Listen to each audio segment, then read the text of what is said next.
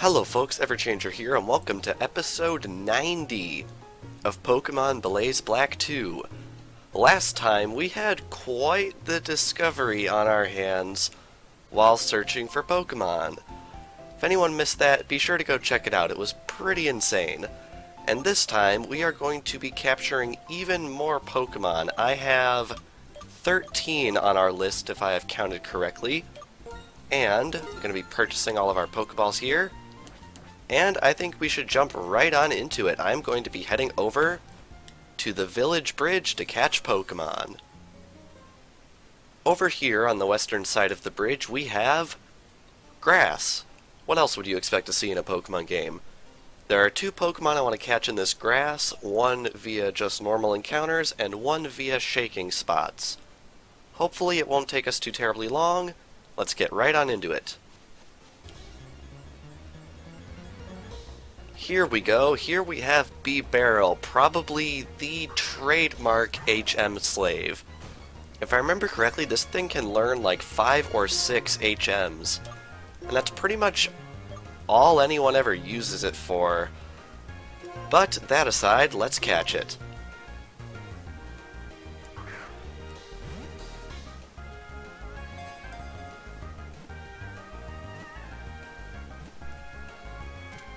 And there we go, B-Barrel was caught. Very nice. A river dammed by B-Barrel will never overflow its banks, which is appreciated by people nearby. Very thoughtful of this thing. I like the idea of a beaver Pokemon, to be perfectly honest.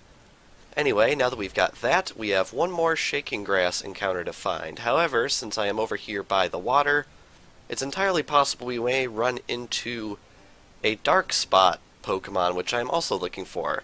So on the off chance that that happens, just be warned that that might be on the horizon.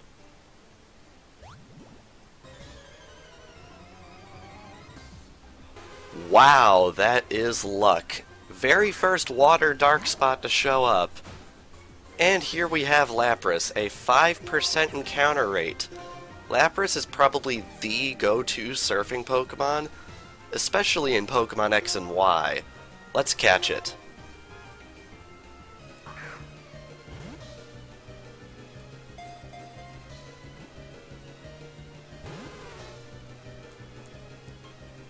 Oh no, please don't do this to me. Please don't do this to me. It just used Perish Song. I can't do this again. I have Dusk Balls. Let's try those.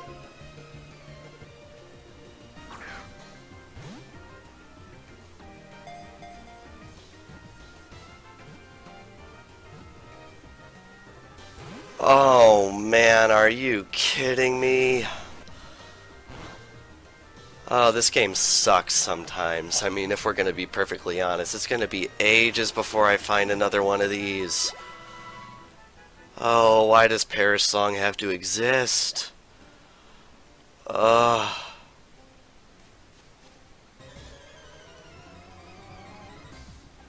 Aha, here we go. The Shaking Grass Pokemon I wanted to find is Exeggutor. Hopefully this thing doesn't have Perish Song. Jeez. Let's catch it.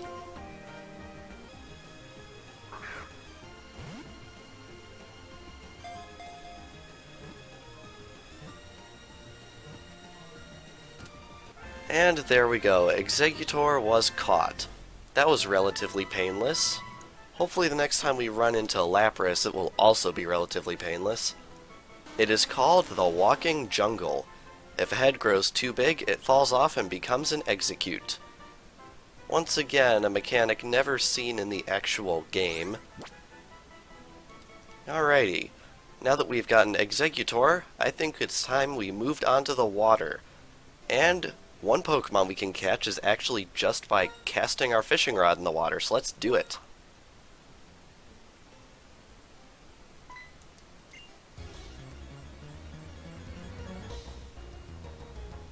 Of course a 70% wouldn't be in my favor. Of course.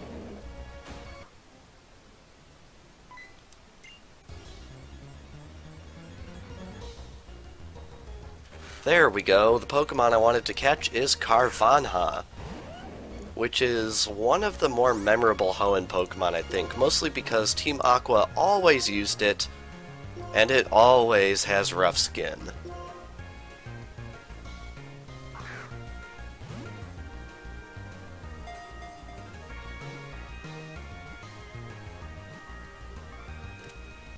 One throw ought to do it. Carvanha was caught. They swarm any foe that invades their territory. Their sharp fangs can tear out boat hulls.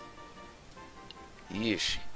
Do not want to get on one of these things' bad side. Alrighty, now that we've gotten that relatively easy one, I think it's time we got our revenge on Lapras. So this is amusing. It turns out when we were here, we actually missed something. If you surf right across here, there's actually an item. It's a heart scale, which is very nice.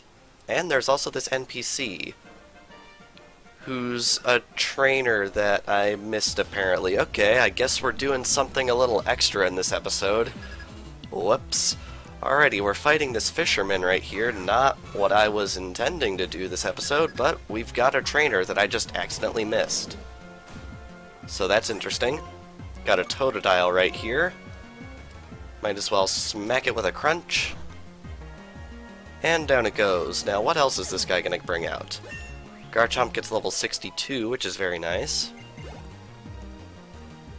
And up next is Croconaw. Alright, I think I'm seeing a pattern here. I really like this line of Pokemon, mainly because it was my first Pokemon ever. I played Pokemon Crystal as my first Pokemon game, and I picked Totodile. That thing served me well, at least up until I reset the game like a dozen times over the past decade and a half. I got a lot of enjoyment out of that. Alrighty, Croconaw's down, and up next is Feraligatr. I think we'll keep Garchomp in here just to see what it can pull off. Let's try Dragon Claw.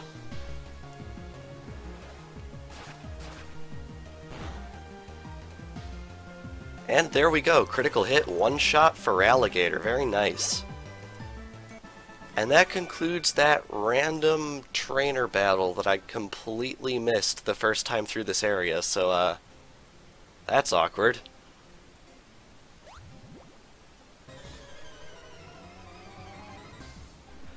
Okay, second time's the charm.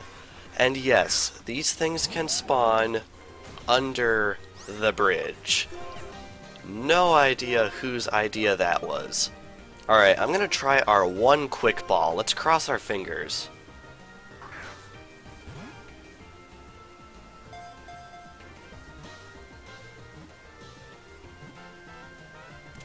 Times 5 catch rate on the first turn, yo. Lapras was caught. Oh. Now what's nice about this Pokemon is that is actually our 400th. We now have 400 Pokemon in our Pokedex. Able to understand human speech and very intelligent, it loves to swim in the sea with people on its back. Wait, this thing can understand human speech? Lapras, I'm sorry for the things I said to you off camera. Okay, we got it. Now, unfortunately for us, that is not actually the last Pokemon I want to get in this area. There is a fishing dark spot Pokemon I want to get. Luckily, it is a 10% instead of a 5%, so hopefully we'll get a little bit lucky with that one.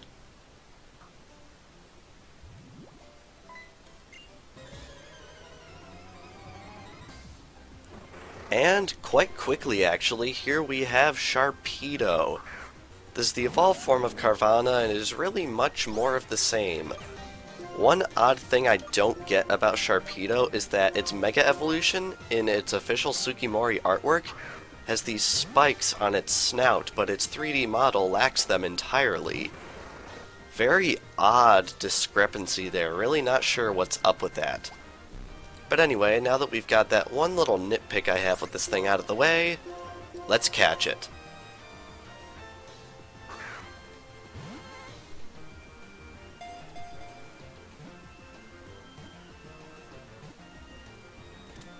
And there we go, second throw's the charm. Sharpedo was caught. Its fangs rip through sheet iron. It swims at 75 miles per hour and is known as the Bully of the Sea. Yeah, this thing can be pretty brutal, hence its classification. Anyhow, that is the last Pokemon that I wanted to catch at the village bridge. So I'm going to run off and heal, and I will meet you guys over on Route 11. Oh yeah, I forgot about this. Emolga, Noctowl, and Hitmontop, as you might imagine, same as last time. But anyway, before I was so rudely interrupted by that really dumb feature, to be honest, that thing's haunted me for the past 3 or 4 years at this point. There's only 2 Pokemon I want to catch on this route, actually, and one of which can be found just in the normal grass. Let's see if we can find it. Wow, that was actually pretty quick. Here we have Fearow, 5% encounter rate, but that was probably only about 5 minutes, if that. Evolved form of Spearow, really not much else to say about it, so let's catch it.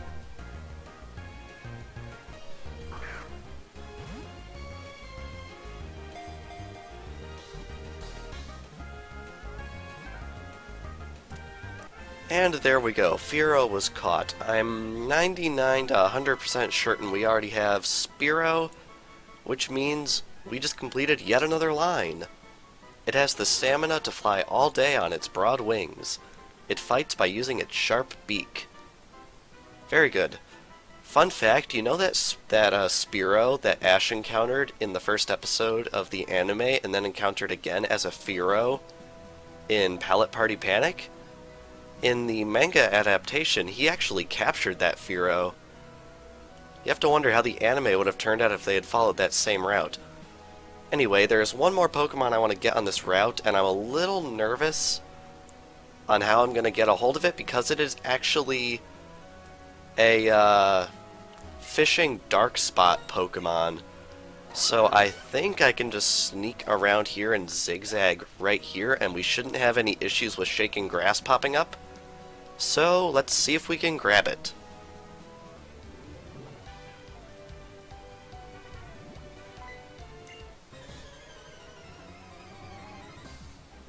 Nice, first try. Here we have Lumineon. Lumineon is weird for me because it's really pretty, but that's pretty much it. I feel like this is probably one of the least memorable Sinnoh Pokemon, although I feel like it's cited for that so many times that it's actually become more memorable for being less memorable. One other funny thing about this Pokemon is I would love to go back to 2005 and tell people that Diamond and Pearl were going to introduce a Pokemon called Lumineon and watch people flip out about light-type EV evolution speculation, because you know that would happen. Anyway, let's catch it.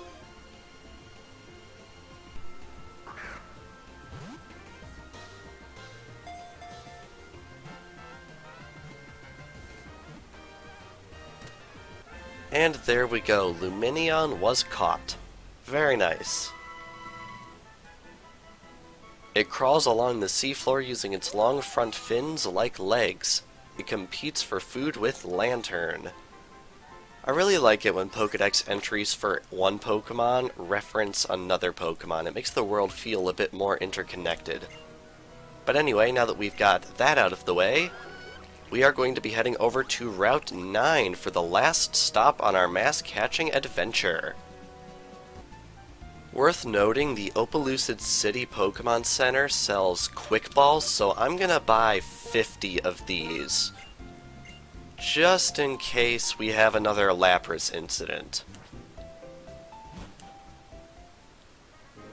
Alrighty, here we are on Route 9, and as you can probably see, the ice effect from Team Plasma's super weapon does actually have effect on nearby routes, which I think is a really nice touch. They didn't have to do that, but I like that they went through the effort to add that in. Anyway, here on Route 9, there are 6 Pokemon I want to get. 3 in the Doubles Grass and 3 in the Shaking Grass. Hopefully this will go pretty quick, but as always, there's no promises. Aha, here's one of the Pokemon I want to get now. Here we have Bouffalant. Probably the reason for the most hilarious filler episode in the Black and White series of the anime.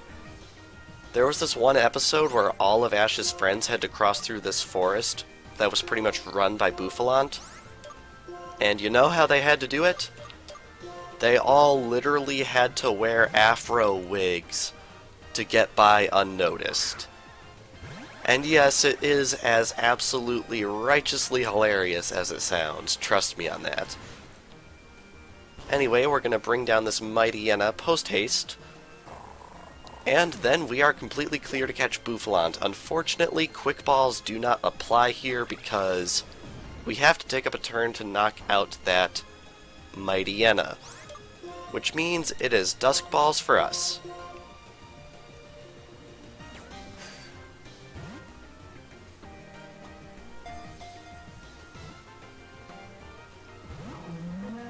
Really? A Dusk Ball and a critical capture, and that doesn't work? I feel like this game just hates me sometimes.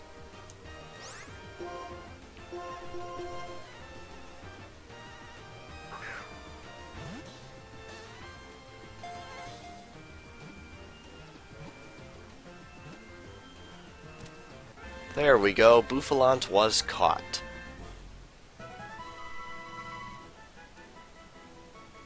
They are known to charge so wildly that if a train were to enter their territory, they would send it flying.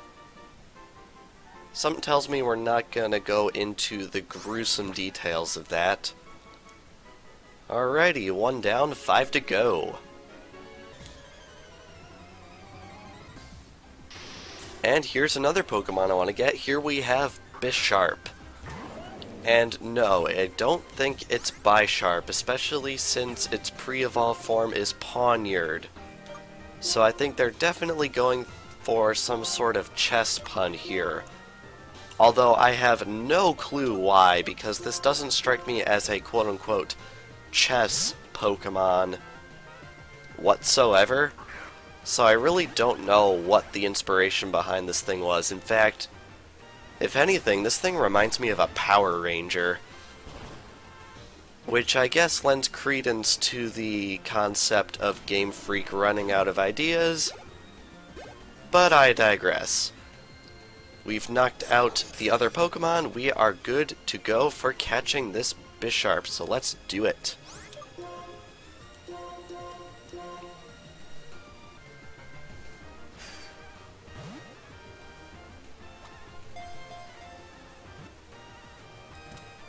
Now see, that's how a critical capture is done, folks.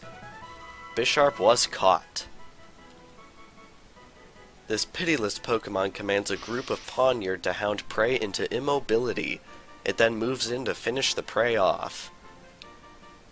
Yeesh, considering this is the Sword Blade Pokemon, I would not want to cross this thing in a dark alley. And considering it's nighttime, I'm pretty much halfway there.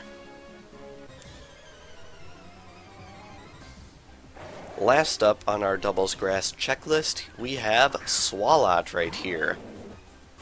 And I find it kind of annoying how we've run into all of these in double battles, considering I really want to use my Quick Balls. But I guess I'm going to get my chance with the Shaking Grass Pokemon.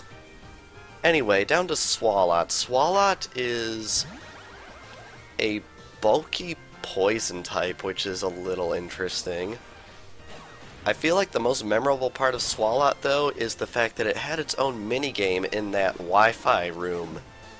Back in Generation 4, introduced in Platinum and carried over to the Johto remakes.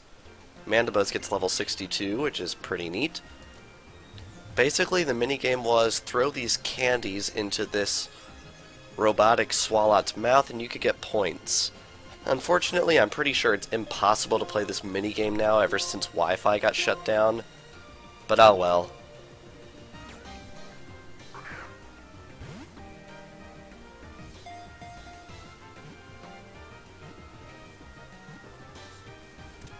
What's awesome is we caught it in one throw, which is very nice.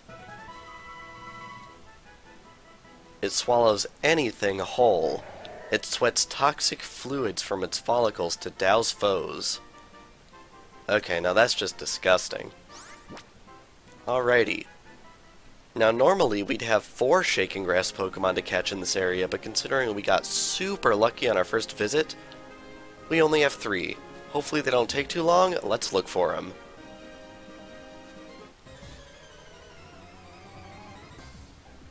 First up on our list, showing up very quickly, is Reuniclus, the evolved form of Duosion. Duosion being the evolved form of Solosis. Those are 2 Pokemon we already have, meaning this will complete yet another line.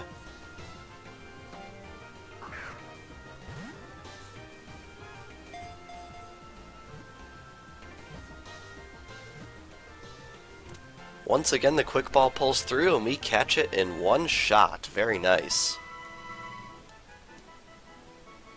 They use psychic power to control their arms, which are made of a special liquid. They can crush boulders psychically. Really impressed with myself that I pronounced that correctly first try. And now we're on box 14. Wow, that is insane. Alrighty, 2 more to go.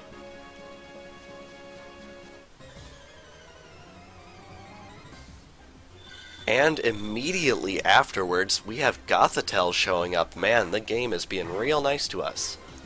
Gothitelle is the final form of Gothita and Gothorita, which means this is yet another line completed. That is awesome.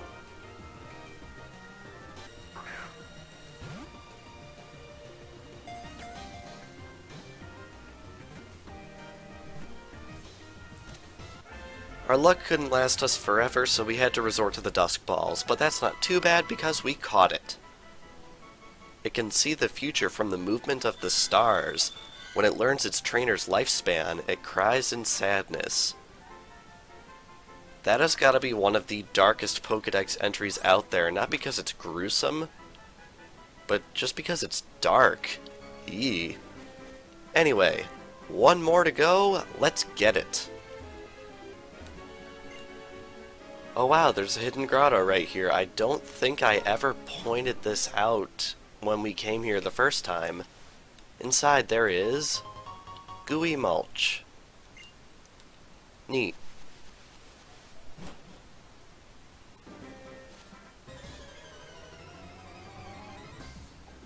And there is the last one. Here is Gardevoir. If I'm remembering correctly, this is actually a tile south, or maybe even the exact same tile that we found Gallade in.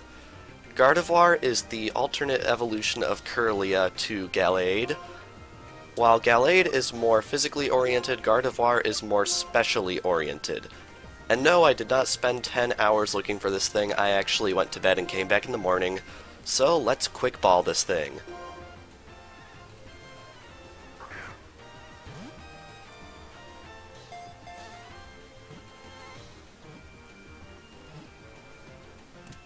Once again, the quick ball pulls through. We caught Gardevoir in one shot. To protect its trainer, it will expend all its psychic power to create a small black hole. Something tells me the geniuses over at Game Freak don't exactly know how black holes work. But okay, I guess we can give them that. Anyway, I'm going to run off and check the hidden grotto one more time, and then if there's nothing, I will meet you guys over in Opelucid City.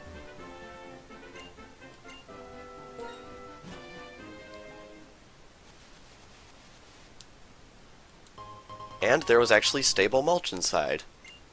Very nice. Alrighty, we are here in the Pokemon Center. Might as well heal up our Pokemon just for good measure. And I think that will do it for our mass catching episodes for this segment of them. Still stumbling over my words. I'm getting over this cold, but it's still there, and it's making me have to sort of stutter a little bit. But anyway, I think that's all the mass catching I want to do for now. So this past episode of Pokemon Blaze Black 2, we caught 13 Pokemon. Those being Bibarel, Exeggutor, Carvanha, Sharpedo, Lapras, Fearow, Luminion, Bisharp, Bouffalant, Swalot, Gothitelle, Reuniclus, and Gardevoir. And next time on Pokemon Blaze Black 2, we are going to begin our pursuit of Team Plasma to seek vengeance for what they have done to Opelucid City, as you can see in front of our own eyes. So without further ado, thank you all for watching, and I will see you guys next time.